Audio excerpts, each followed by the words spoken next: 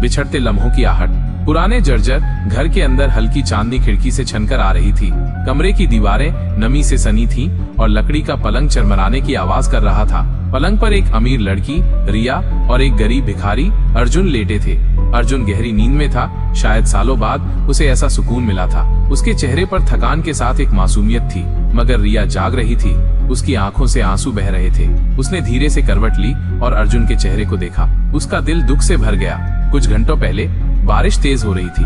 रिया अपने महल जैसे घर से भागकर इस खंडहर में आई थी।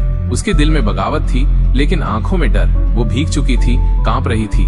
तभी उसे अर्जुन दिखा, एक भिखारी जो दरवाजे के पास पड़ा ठंड से कांप रहा था। उसकी हालत बहुत बुरी थी, जैसे हफ्तों से ठीक से खाया न हो। रिया के दिल में दया आ गई। उसने अपना दुपट्टा उतारकर अर्जुन को ओढ़ा दिया। वह चौंक गया। तुम कौन हो? उसने कांपते हुए पूछा। कोई नहीं, बस एक मुसाफिर, रिया ने कहा।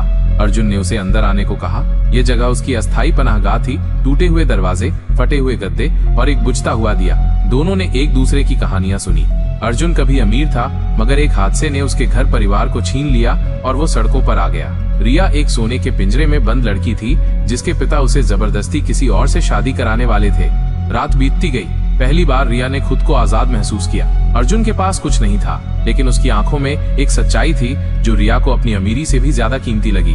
अब वर्तमान में अर्जुन सो चुका था, मगर रिया की आंखों से आंसू थमने का नाम नहीं ले रहे थे। उसे सुबह तक ये जगह छोड़नी थी। उसके पिता उसे ढूंढ रहे होंगे। ये आजादी का एहसास सिर्फ एक रात का मेहमान था। उसने कांपते हाथों से अर्जुन के माथे पर हल्की थपकी दी और उठने लगी, मगर तभी अर्जुन ने उसका हाथ पकड़ लिया। वो जाग चुका था। क्या तुम जा रही हो? रिया कुछ नहीं बोली, बस हल्की मुस्कान के साथ उसकी आंखों से दो और आंसू टपक पड़े। अर्जुन ने उसका हाथ कसकर पकड़ लिया। अगर चली गई तो फिर कभी नहीं मिलोगी, है ना? रिया ने कांपते हुए सिर हिलाया। कमरे में सन्नाटा था।